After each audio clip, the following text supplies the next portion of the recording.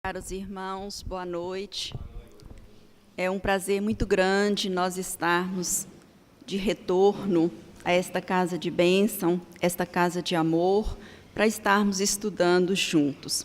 E hoje nós trouxemos para a nossa reflexão o tema sugerido pela casa, que, aliás, foi um desafio para nós, porque fugiu um pouco daquela zona de conforto onde nós costumamos fazer as nossas palestras.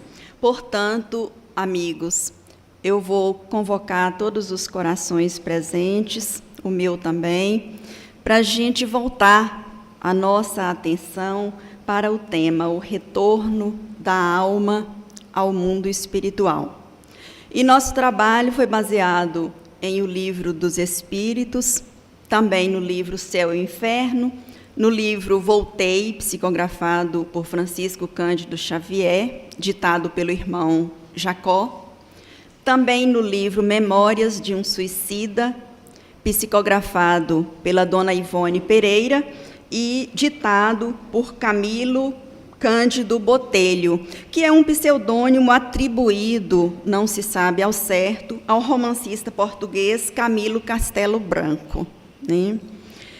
Em O Livro dos Espíritos, no capítulo 3, Kardec vem nos falando que durante a vida o espírito está preso ao corpo pelo perispírito, né? Que a morte é apenas a destruição do corpo físico, não do perispírito e não da alma. O perispírito ele não vai para o túmulo junto com o corpo, ele fica junto da alma, tá? E só se separa quando é extinta a vida orgânica do nosso corpo. Nos chama a atenção também, Kardec, nesse capítulo de O Livro dos Espíritos, que o instante da morte, o desprendimento do perispírito ao corpo físico, no momento da morte, esse desprendimento ele é muito relativo, vai depender da vida dos indivíduos aqui na Terra. Aquele que teve uma vida mais ligada à matéria, uma vida mais sensual, mais de interesses pessoais, esse desprendimento pode ir dias, semanas e até meses. Mas aquele que viveu de uma outra forma, digamos mais espiritualizado, esse desprendimento ele é bem mais rápido, né? Tendo aí nem que seja uma vitalidade no corpo físico, porque só há o rompimento, né, do perispírito, do corpo, quando aquele laço fluídico que tanto André Luiz fala nos seus livros, ele se rompe, né? E quanto mais apegados nós formos à matéria, às coisas da vida, às coisas terrenas, mais difícil é a nossa separação do corpo, né? E, muitas vezes, nós vemos a decomposição do nosso próprio corpo. É óbvio que, em termos gerais, isso é excepcional e peculiar, mas é muito comum a quem suicidou, por exemplo, né? A maioria dos suicidas vê o seu corpo se decompor, porque ele ainda tinha muita vitalidade. Então, esse desprendimento vai de acordo com o gênero de vida que a pessoa tenha levado. Aqui, tá bom. Obrigada, Jonathan. Aqui em O Livro dos Espíritos, na questão 149, Kardec pergunta assim para os espíritos: em que se torna a alma no instante da morte? O que se torna a alma no instante da morte?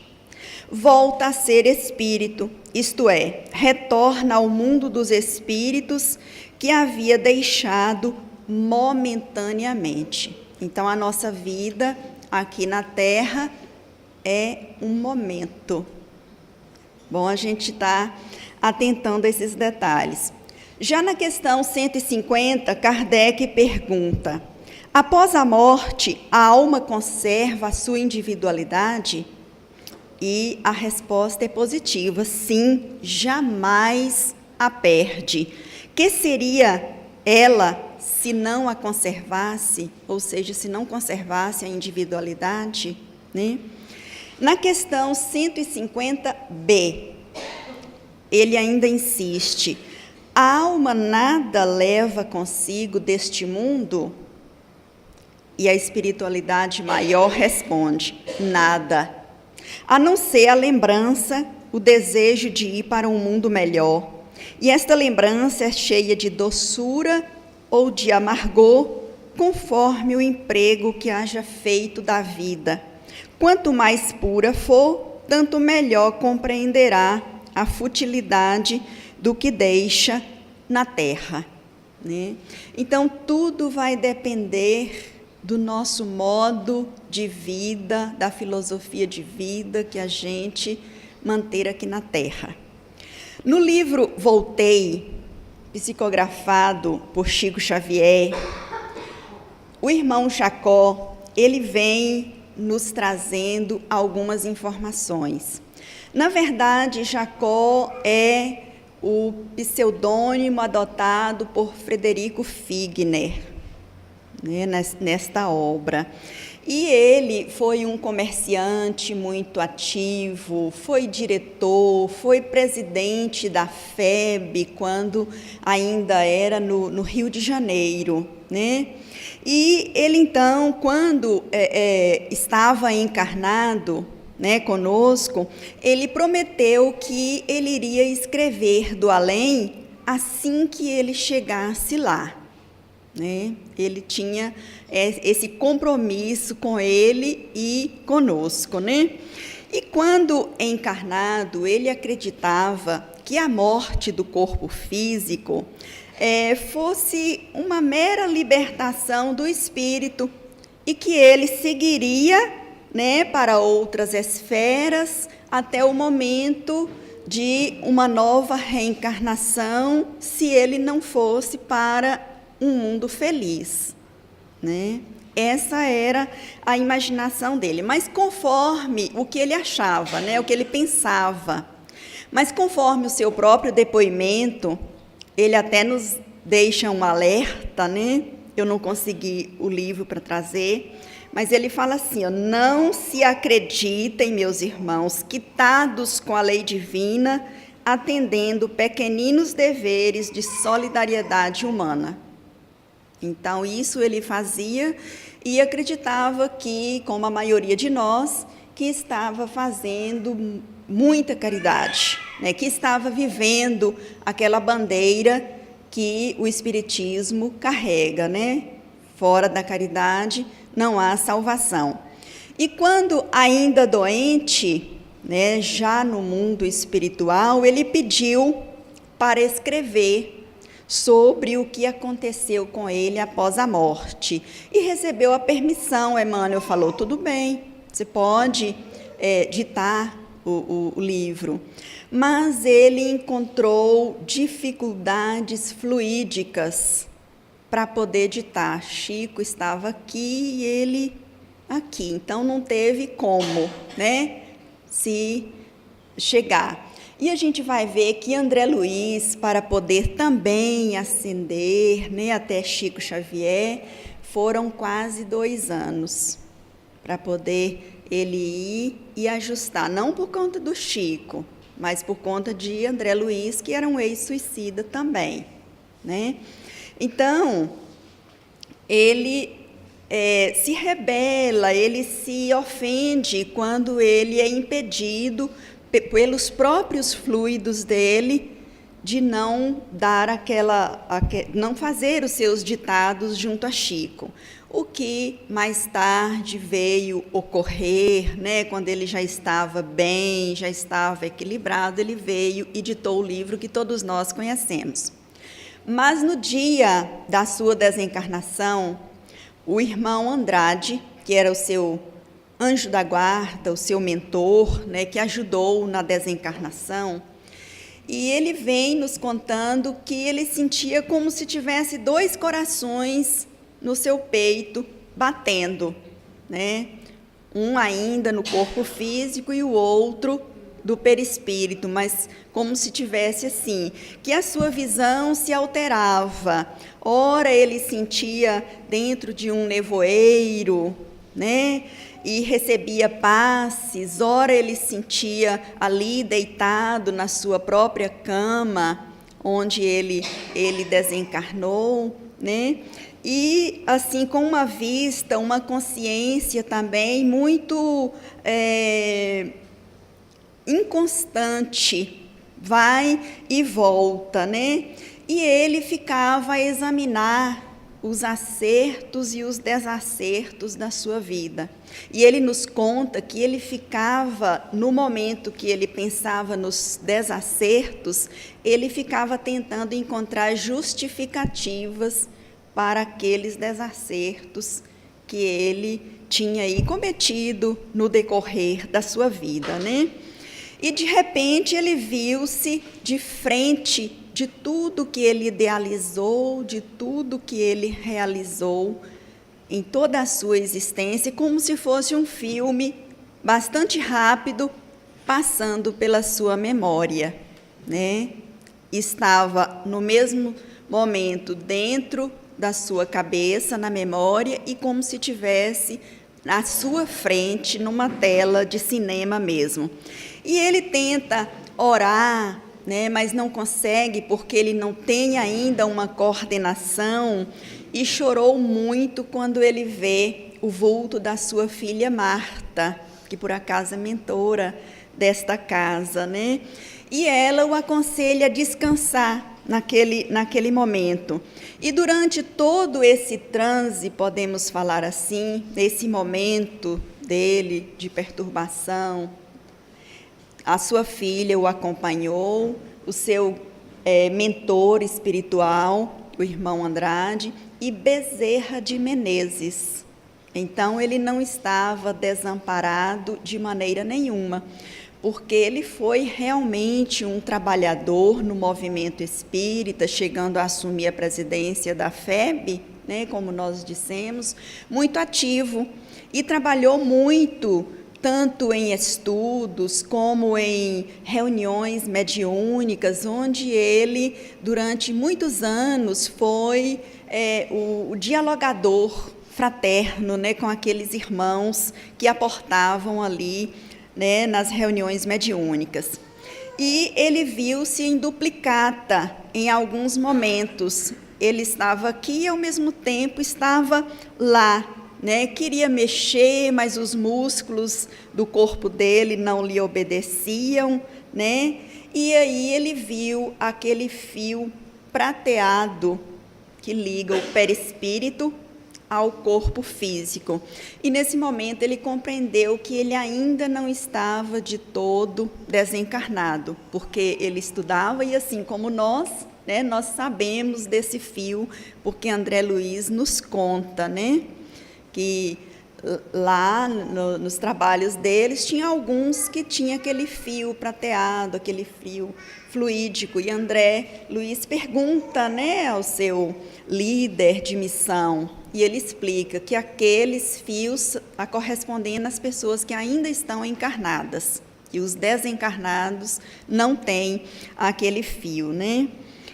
E foi muito emocionante, ele nos conta, quando ele percebe que, além da sua filha, tem lá o seu mentor e o próprio Bezerra de Menezes ali estão com ele, né, o tempo todo.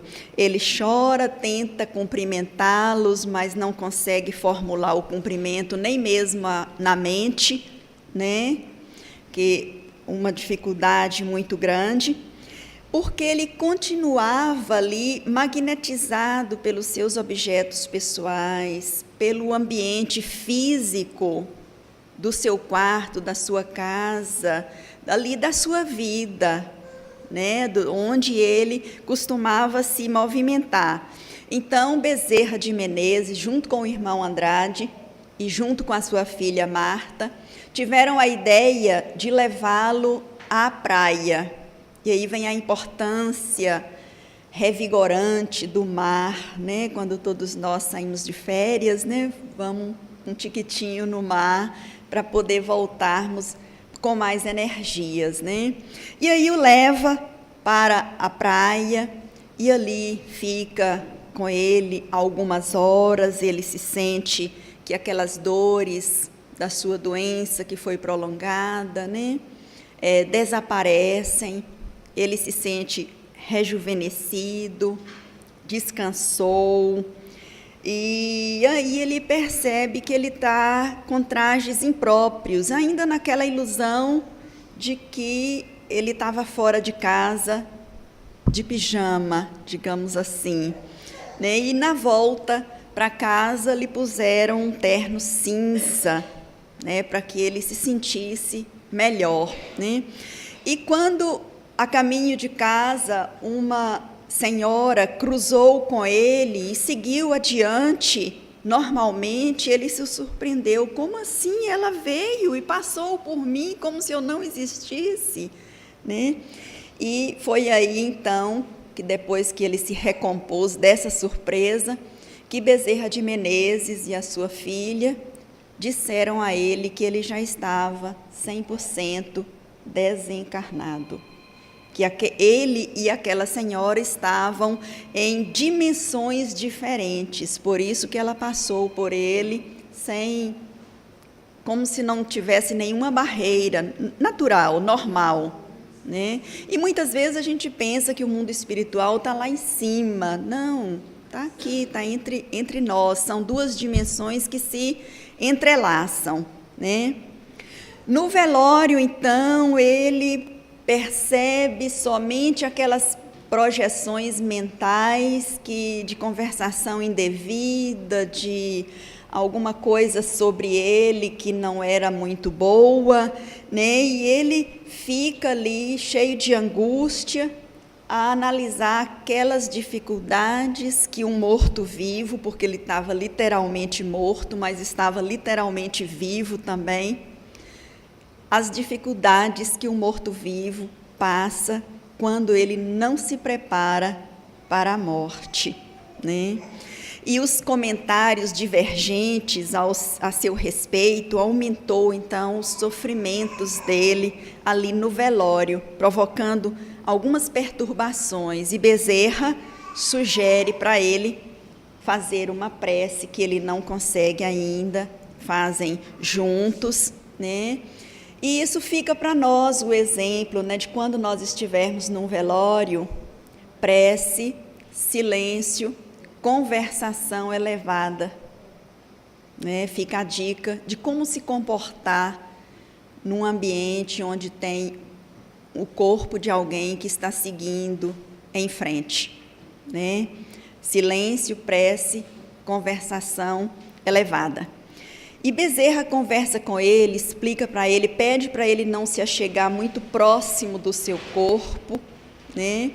E faz uma prece com ele, e é somente aí que ele percebe que também no ambiente tem muita luz, e que também no ambiente tem muitos amigos que estão orando por ele de coração, de verdade, né? Ou que falam coisas elevadas, ou que fazem elogios à sua pessoa, elogios verdadeiros, fraternos, né? E somente aí é que ele vai perceber, né, esse outro lado. Ele percebe primeiro aquele lado não bom da situação, os que estão comentando, fazendo anedotas, né? E ele então se afasta do corpo e fica por ali, né? E Bezerra sempre perto, porque quando ele vê alguém falando da despesa elevada que foi o seu caixão, suas despesas médicas, né, o seu velório, quanto que está custando, ele quer responder, né? E Bezerra o impede, que não vai fazer bem a ele, né? Ele está, que ele queria responder mesmo, porque trabalhou uma vida inteira, né? Tinha inúmeros empregados, sempre trabalhou com honestidade. Por que vamos reclamar das despesas funerárias de alguém, né? Se o dinheiro que estava sendo gasto ali foi o que ele ganhou honestamente, né? Então, ele ficou com aquela angústia e quis responder. Aí o seu corpo foi enterrado. Um outro momento, né, do retorno da alma à pátria espiritual. Tinha combinado diversos missionários, né, o irmão Andrade, a Marta Bezerra de Menezes, com outros mentores, que iriam encontrar, que estavam fazendo o mesmo trabalho que eles, né, trabalhando na desencarnação de um irmão, que iriam se encontrar num determinado ponto na praia. E assim, para lá, eles seguiram, né? E chegando à praia, ele encontra já um grupo de pessoas desencarnadas com os seus mentores, né? Os seus amigos espirituais. E dentre esse grupo que ele encontra na praia, tem uma professora de aparência simples, comum, uma professora que alfabetizava crianças, né? E essa professora, ela estava toda iluminada, toda iluminadinha, e ele automaticamente olha para si e ele está todo escurinho, não tem nenhuma pequena luzinha, ele sente inveja, e aí é a hora da sua filha Marta repreendê-lo, né? Que não poderia, porque ele pensa assim: eu fui espírita, presidente da FEB, estudei doutrina espírita, trabalhei no movimento espírita, trabalhei em reuniões mediúnicas, estou aqui todo escurinho, ela, uma simples professora de alfabetização, né? Então, foi mais ou menos esse o pensamento que ele tem, e de ciúmes, né? Mas imediatamente sua filha o repreende e ele se acerena. E Bezerra aproveita para falar a todos ali que deveria ter muito silêncio, que fizessem uma prece e que principalmente não recordassem dos seus erros no decorrer da vida, porque eles iriam para uma colônia espiritual volitando, né? E que aquele que não tivesse essa conduta de serenidade, né, poderia não dar conta de fazer o trajeto, né? Então, para que o trajeto ocorresse de forma serena, de forma harmoniosa, todos deveriam ter essa conduta de prece, porque senão ia sintonizar com aquela região não boa, próxima à terra, né? E aí ia haver interferência desses irmãos, né? E foram volitando até que chegaram numa determinada ponte, onde ali veio uma luz multicolorida, né? E ao atravessar aquela ponte, eles perceberam que a psicosfera ali estava mais leve, tinha na paisagem algumas flores, algumas plantas verdes, e lá longe veio um grupo de crianças iluminadas feito tochas para receber aquela professora, que era a única que iria para outra esfera muito mais adiantada do que aquela colônia para onde todo aquele grupo estava sendo levado, né? Então, as crianças chegaram e levaram a professora, né? Chegando ali na colônia espiritual, houve o reencontro com os amigos, né? Amigos dos outros tempos, amigos da FEB, inclusive Guilom Ribeiro, né? Que ali foi ficar na colônia para recebê-lo, mas vendo o cansaço que ele estava, né? Completamente estafado da viagem, eles disseram que o momento era de descanso, né? Inclusive, ele estava tão cansado que ele não reconheceu a mãe Frida, né? Devido ao cansaço que ele estava. E foi encaminhado, então, para dormir. Dormiu, descansou. No outro dia, exemplo de André Luiz, aquele monte de perguntas para todos, né? E todos foram respondendo às suas indagações à medida que podia e que ele podia também compreender. Porque muitas vezes nós lemos a obra de André Luiz, por exemplo, e a gente vê lá relatos de como que é no mundo espiritual. E cada um, ao seu modo pessoal, a sua criatividade, vai ali imaginando, né, Iralda? Como que é isso? Ah, isso deve ser assim, assim, assim e tal. E o irmão Frederico Figner não fugiu desse campo comum nosso, né? Porque a gente tem uma ideia, mais ou menos, mas detalhes, pormenores, a gente não sabe, né? Sabe-se que aqui é uma imitação de lá, né? Então, aquela casa era da sua filha Marta, que o hospedou, né? E ele, mesmo doente, já queria trabalhar, porque aqui na Terra ele era uma pessoa muito dinâmica, né? Ele não parava, não tirava férias, né? Ele era muito dinâmico. Quando a filha dele falou, não, aguarda um tempo mais que o trabalho virá. E ele então começa a passear ali ao redor da casa, digamos, no quarteirão, né, ali naquela colônia, né, e recebe uns dias depois aqueles irmãos que trabalhou na federação com ele, né, que já estavam, inclusive, em outras esferas, fazendo outros trabalhos, né, e para animá-lo, eles convidaram ele a visitar a casa espírita onde ele trabalhava, né? E ali eles levaram ele para visitar a casa espírita no momento de reunião mediúnica, que era uma reunião preferida dele, né? E ele vai, e ali alguns companheiros o reconhecem e perguntam para ele, uai, irmão Frederico, cadê a sua luz? Né? Porque ele, sempre que ele atendia os irmãos em dificuldade, ele orientava e aconselhava, irmão, deixa a sua luz brilhar, né? Brilhe a vossa luz, nos recomendou Cristo, né? Então, era assim uma forma dele arrematar sempre os diálogos que ele tinha com aqueles irmãos necessitados.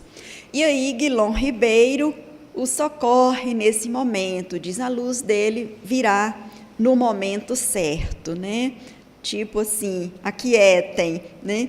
Quando eles saíram dali, terminada a reunião mediúnica, de retorno à colônia espiritual, onde ele se hospedava, né?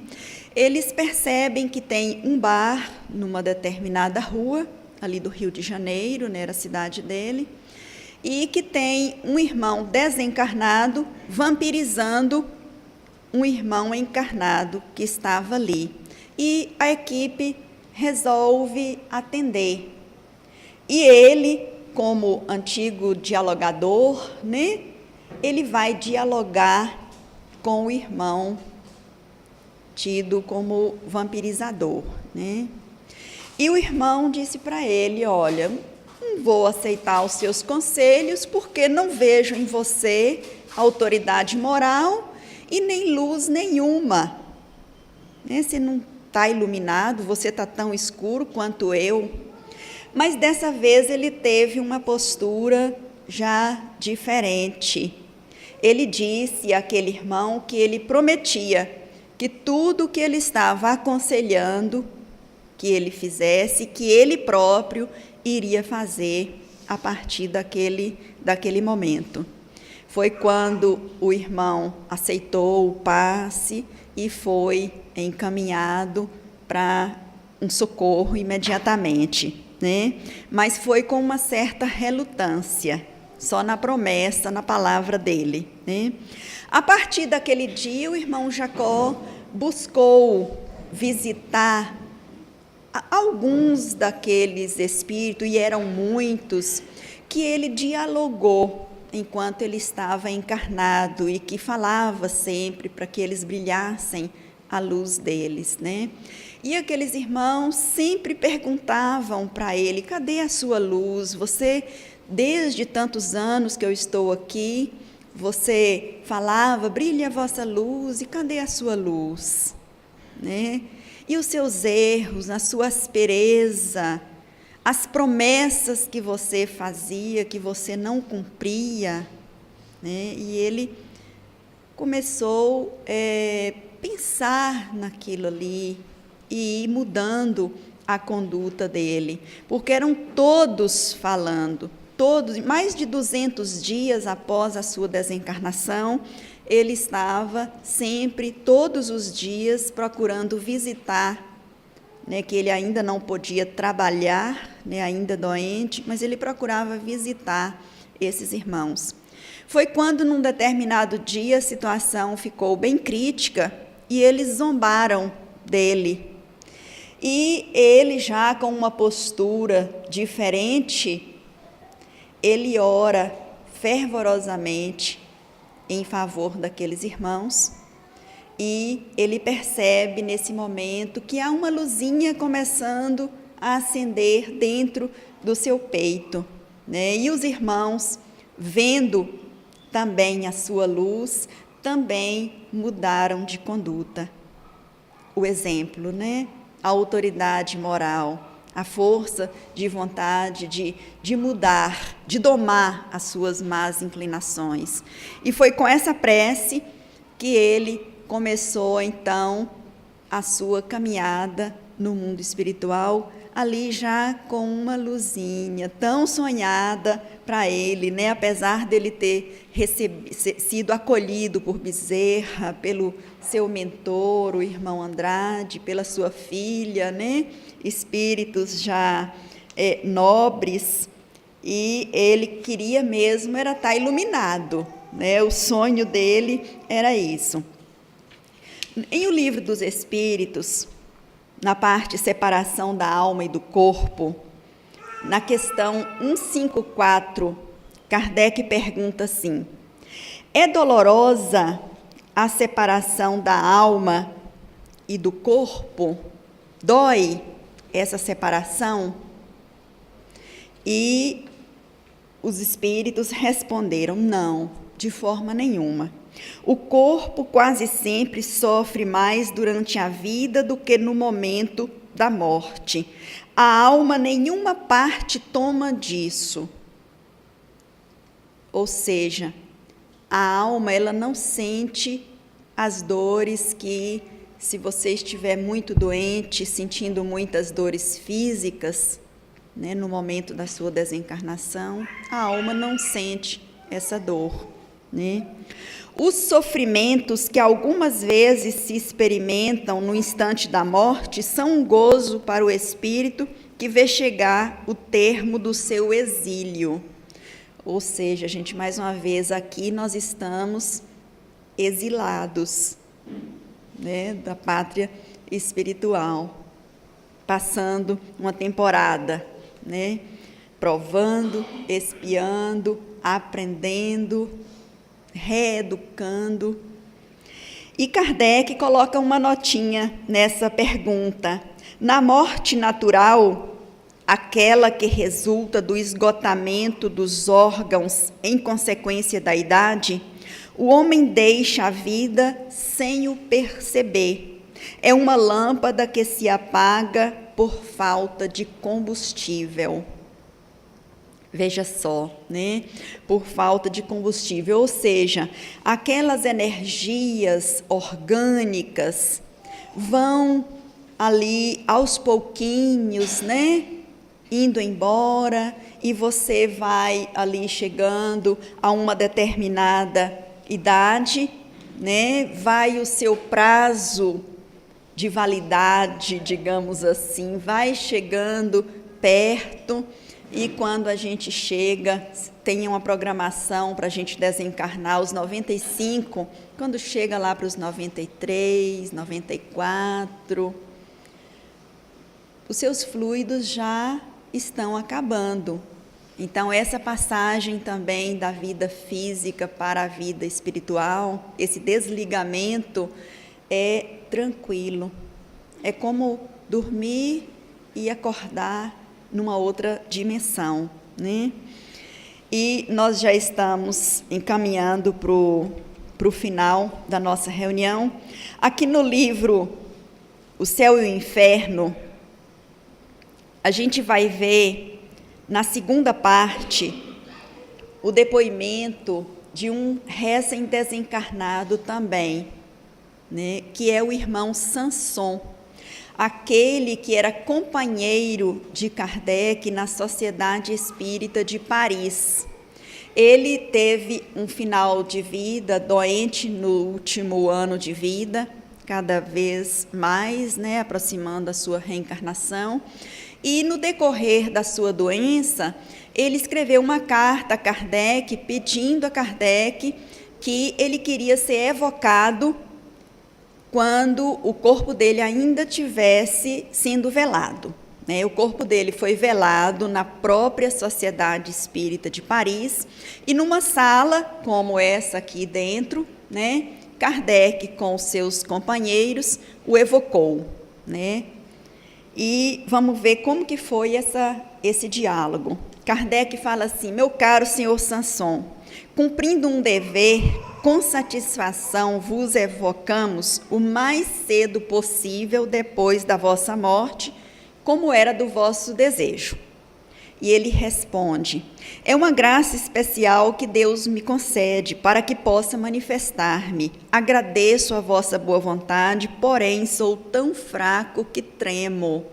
Olha só, esse depoimento ele está na segunda parte aqui desse livro, Céu e Inferno, o primeiro depoimento dos espíritos felizes, tá? Porque aqui tem vários depoimentos de diversas categorias de espíritos. Os felizes, os medianos, aqui, suicidas, espíritos infelizes, de assassinos, espíritos endurecidos, e o Sanson está na categoria de espíritos felizes, E aí Kardec fala: fostes tão sofredor que podemos, penso eu, perguntar como vos achais agora. Sentis ainda as vossas dores? Comparando a situação de hoje com a de 2 dias atrás, que sensações experimentais? E ele fala: a minha situação é bem ditosa. Acho-me regenerado, renovado, como se diz entre vós, nada mais sentindo das antigas dores. A passagem da vida terrena para a dos espíritos deixou-me de começo num estado incompreensível, porque algumas vezes ficamos muitos dias privados de lucidez. E a gente vê lá, que nós já lemos aqui no livro dos Espíritos, que depende da vida, do gênero de vida que nós levamos, Aqui Sanson é um espírito feliz. A caridade realmente foi o lema da vida dele, Enquanto que o irmão Frederico Figner fez muito, teve o merecimento de ser acolhido por Bezerra de Menezes, pelo seu mentor, pela sua filha, de imediato, o tempo todo. Porém, ele, no decorrer da sua vida, ele se preocupou muito com o lado material, correu muito de um lado para o outro e não se preocupou em se iluminar, em se renovar. Então, aqui a gente vê 2 espíritos, um, digamos, mediano, pode, Iralda? Mediano e um outro feliz. E aí ele fala assim: eu havia feito, no entanto, um pedido a Deus para permitir falar-me com os que eu estimo, e Deus me ouviu. Ou seja, Deus ouviu porque ele tinha o merecimento, Atendeu o pedido dele. Aí Kardec pergunta: e ao fim de quanto tempo recobrastes a lucidez das ideias? Ao fim de 8 horas. Durante 8 horas ele esteve naquele momento de perturbação, Estais bem certo agora que não pertencerdes mais ao nosso mundo, ou seja, que você não está mais encarnado? E ele fala, certamente, eu não sou mais desse mundo, porém estarei sempre ao vosso lado para vos proteger e sustentar, a fim de pregardes a caridade e a abnegação que foram os guias da minha vida. Ele fazia parte daquelas estrelas que desceram ao céu para materializar o Consolador prometido na Terra, né? Ele era da equipe de Kardec. Então, ele participou como encarnado junto a Kardec, desencarnando, ele participou também como colaborador, como entidade, né, como espírito, dentre os irmãos que estavam ajudando, como São Luís, como Emmanuel, Joana de Ângeles, né, e tantos outros, né? E aí ele pergunta assim, que efeito vos causa o vosso corpo aqui do lado?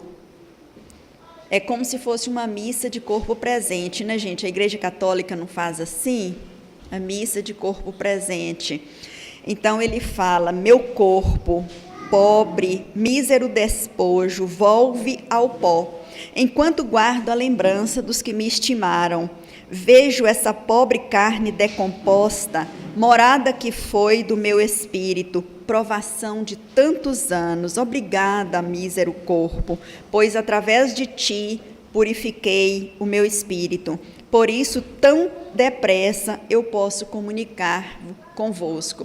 E Kardec continua ainda conversando com ele um período, pergunta se ele sabe o que ele vai falar na hora do enterro, né? Sobre ele, o que ele quer que seja escrito na lápide dele, e ele vai falando, né? E aqui também nesse livro, O Céu e o Inferno, Kardec traz para nós um código penal da vida futura. Então, se a gente quiser saber como que vai ser a nossa vida, né, a gente lê. Esse Código Penal da Vida Futura, ele tem 33 artigos, ou códigos, vamos falar assim. Tem alguns que têm o desdobramento de parágrafos e alguns que têm desdobramento também dentro dele, né? E começa nos falando assim, Kardec, né? A alma ou espírito sofre na vida espiritual as consequências de todas as imperfeições que não conseguiu corrigir na vida corporal. O seu estado, feliz ou desgraçado, é inerente ao grau de pureza ou impureza com que ele viveu aqui na Terra, né? E o último, o 33º, ele é desdobrado em 3 itens mais, sendo o último item que fala assim, a última frase, a cada um segundo as suas obras, no céu como na terra, tal é a lei da justiça divina. Que Jesus nos abençoe hoje e sempre, que assim seja.